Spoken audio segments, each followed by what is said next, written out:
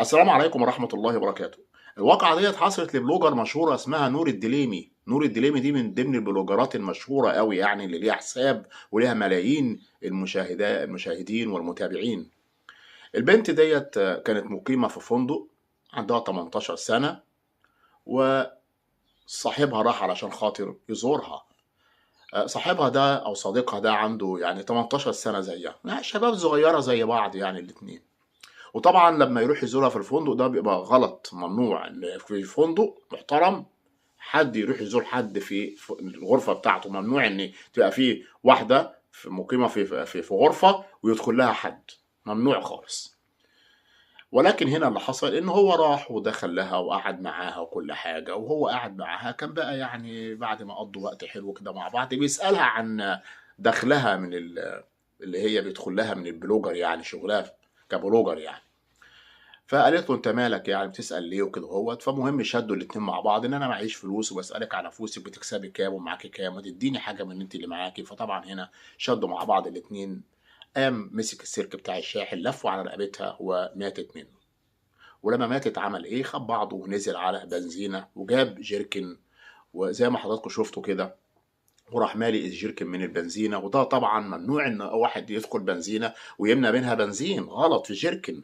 انت ممكن تكون معاك عربيه، في التانك العربيه، في تانك الموتوسيكل، لكن في جيركن لا، لانك ممكن تعمل بيه مصيبه. هنا طبعا كانت غلطه كبيره جدا من العامل بتاع البنزين ان هو يديله بنزين في جيركن.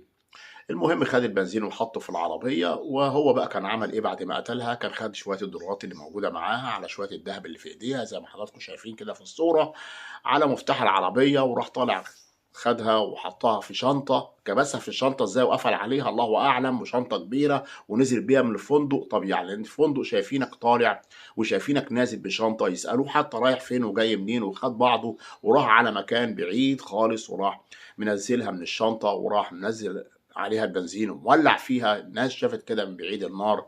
على ما جريوا، كان هو طبعا كان ماشي وجري، على ما جريوا بصوا لقوا البنت ديت يعني شعر متبقي منها، رجل واحدة وعظام.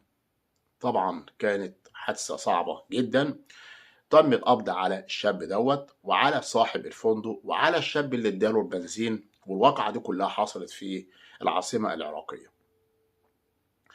طيب يعني صاحب الفندق ده، انت يعني ما شفتش الولد وهو طالع ورايح فين وجاي منين؟ انت بتسألها على فلوسها وهي ما ادتكش فلوس او او مش هتديك فلوس، تموتها وتقتلها عشان خاطر تاخد وبعد كده تاخدها كمان بعد ما موتها؟ لا، مش تموتها بقى وخلاص وتسيبها في الفندق وتمشي، لا، بتاخدها لمكان بعيد عشان خاطر تولع فيها. قال يعني محدش هيكتشف اي حاجة خالص. قال يعني الفندق ما شافكش وانت طالع وانت نازل، حتى الكاميرات وكلام من ده. ايه ده؟